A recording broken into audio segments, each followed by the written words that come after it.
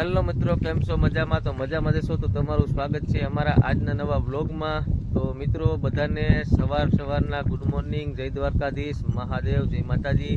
તો મિત્રો હું આવી ગયો છું અત્યારે કંટોલા તોડવા. આપણી બીજી વાડીએ કંટોલી છે, એમાં કંટોલા તોડવા આવ્યો આપણે છાક કરવા. તો હાલો હું તમને બતાવું કંટોલા. તો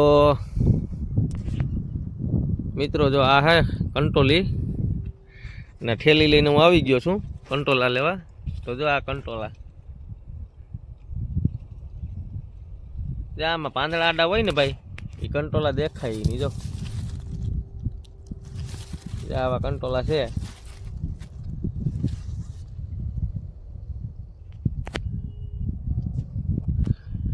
અને એક આ કંટોલીનો વેલો છે અને એક આ મોટો વેલો છે. એટલે આપણે કંટોલા હે ને 2 કિલો નીકળશે એવું મને અંદાજ છે, પણ ઉતાર લઉં ને પછી હું તમને પાછો બતાવું કે કેટલા કંટોલા ઉતર્યા. અને આ માંડવી આપણી છે અહીંયા, આમાં તુવેર વાવવાની છે, પણ હજી 8-10 દી પછી વાવવી છે. અને માંડવી જો આવી છે, આ તુવેરની હાર મૂકી છે અને 2 હારું માંડવીની છે. તો હાલો કંટોલા ઉતાર લઈએ, પછી કંટોલા કેટલા ઉતર્યા ને હું તમને બતાવું. તો બ્લોગમાં બન્યા રહેજો.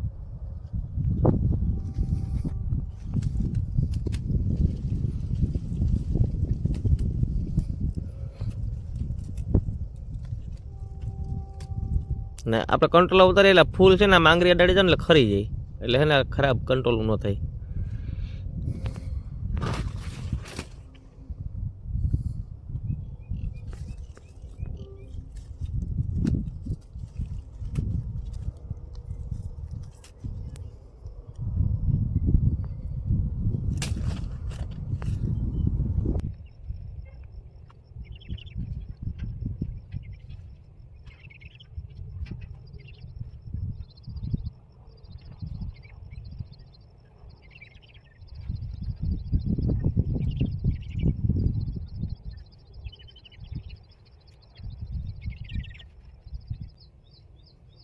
તો મિત્રો આવા છે અમારા કંટોલા.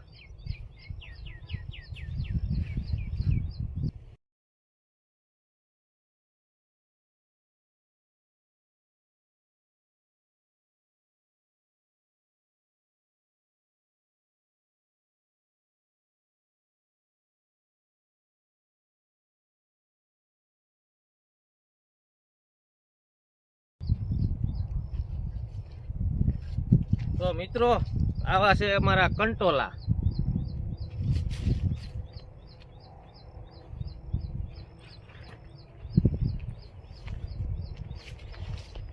તો એક વેલામાંથી ઉતરી ગયા છે અને એક વેલામાંથી એટલા કંટોલા નીકળે. જો હવે બીજા વેલો બાકી છે, એમાંથી ઉતારી લઈએ. તો મિત્રો હવે બીજો વેલો છે બાકી, એમાંથી ઉતાર લઈએ એટલે બે થઈને હું તમને બતાવું કેટલા કંટોલા નીકળે. અને આપણે આ કંટોલી છે ને 3 વર્ષ પહેલાં આપણે વાવી હતી, ને અત્યારે દર વર્ષે કાંદો એનો ઉગે ને એમાં જ થાય ને આપણે એની વાડ કરી દઈએ એટલે એમાંથી પછી કંટોલા થયા જ કરે. અને માવજતમાં એવું છે કે આમાં સાણિયું ખાતર થોડુંક નાખી દઉં, અને દવા હું કોઈ છાંટતો નથી, પ્યોર ઓર્ગોનિક. તો હાલો હવે એ કંટોલીના વેલામાંથી જોઈએ કેટલા કંટોલા નીકળે.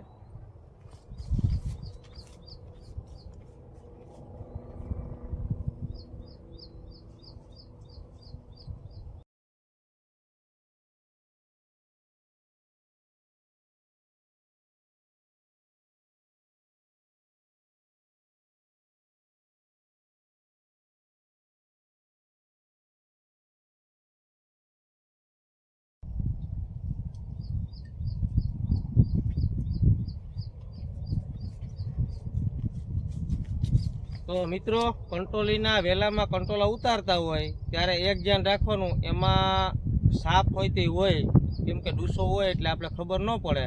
એટલે એમાં સાપ હોય તો એ ધ્યાન રાખવું પડે, કેમ કે વેલામાં ડૂસો થઈ ગયો એટલે વેલામાં નીચેથી સાપ સડી જાય ને ઉપર બેસી જાય તો આપણે ખબર ન હોય.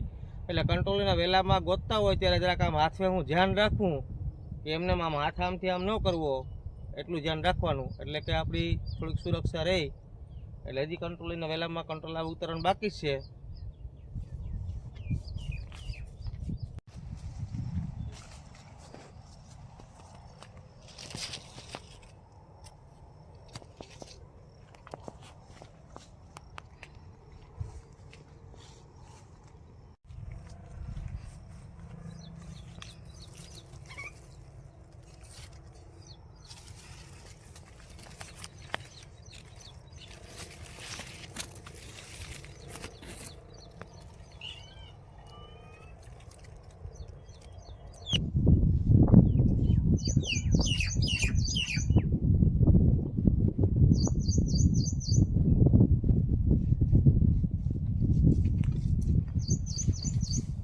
મિત્રો કંટોલા આપણે ઉતરી ગયા છે અને આ કંટોલા છે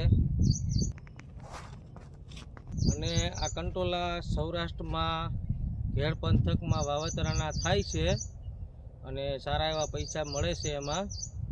અને તમારે જો ગાર્ડન હોય, સિટીમાં રહેતા હોય, ગાર્ડન હોય કે કંઈ ફાર્મ હાઉસ હોય ને થોડીક જગ્યા ખાલી પડી હોય ત્યાં તમે સાઈડમાં ગમે અહીંયા નાખી દો વેલો થળ અથવા બી હોળી પછી નાખવાનું અને એને થોડીક માવજત કરવાનું. કાંદો હોય તો તમારે એમાં કંઈ કરવું ન પડે, એનું વરસાદ થાય એટલે ઓટોમેટિક વેલા ચાલુ થઈ જાય. એટલે જો તમારે ઓર્ગોનિક કંટોલા ખાવા માગતા હોય તો તમારે આ વસ્તુ તો કરવી જ પડશે. નકર બજારમાં આવેનું કંઈ નક્કી હોય નહીં, એમાં દવા વધારે હોય. અને આ તમારે ખાલી જગ્યા પડી હોય ત્યાં તમે આનો રોપણ કરી શકો અને વેલા છડે એમ દોરી કે અથવા ગમે એ કરી શકો. વેલા ચડાવવા માટે વાડની જરૂર પડે તો તમારે જો આ કંટોલા ઓર્ગોનિક ખાવું હોય તો તમે ઘરે પણ ઉછેરી શકો.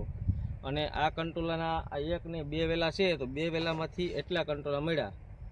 એટલે તમારે આ અઠવાડિયામાં રેગ્યુલર અઠવાડિયામાં કે 6-7 દિવસમાં તો તમારે આના કંટોલા ઉતારવા પડે. જો પાકી જાય તો આ કંટોલા પછી વેલા બગડી જાય.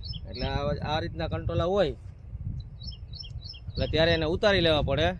અને ઉતારવામાં એક ખાસ ધ્યાન રાખવું કે તમે વેલા ફફરતા હોય તો અઘોસરવાળી જગ્યા હોય તો સાપ કે એમાં બેઠા હોય તો એક ધ્યાન રાખવું. અને ગ્રીન હાઉસમાં તમારે ફાર્મ હાઉસમાં ક્યાં હોય તો કોઈ પ્રશ્ન નથી, પણ તોય ધ્યાન રાખવું. ખેતર આજુબાજુમાં ખેતીવાડી હોય તો કંટોલા ખાવાના ઘણા એવા ફાયદા છે.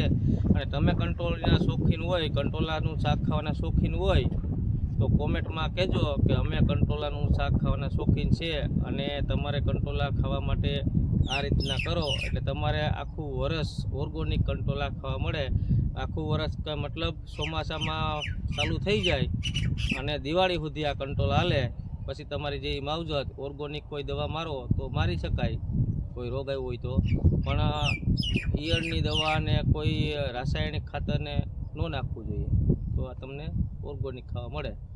તો હાલો મિત્રો, આ વ્લોગને અહીં પૂરો કરું. તો મને કોમેન્ટમાં કહેજો કોણ કોણ કંટોલાનું શોખીન છે અને કોને કોને શાક ભાવે એ મને કોમેન્ટમાં કહેજો. તો ચાલો મિત્રો, હવે આ વ્લોગને અહીં પૂરો કરીએ અને હવે પાછા મળીએ નવા વ્લોગમાં. અને જો યુટ્યુબમાં જોતા હોય તો સબસ્ક્રાઈબ કરી લેજો અને ફેસબુકમાં જોતા હોય તો ફોલો કરી લેજો. અને આપણી ચેનલનું નામ છે આરકે કામરિયા. તમે યુટ્યુબમાં જોવો તો આરકે કામરિયા લખેલ છે અને ફેસબુકમાં આરકે કામરિયા છે અને ઇન્સ્ટામાં આરકે કામરિયા 781 છે. તો હાલો મળીએ નવા વ્લોગમાં. તો જય દ્વારકાધીશ, મહાદેવ.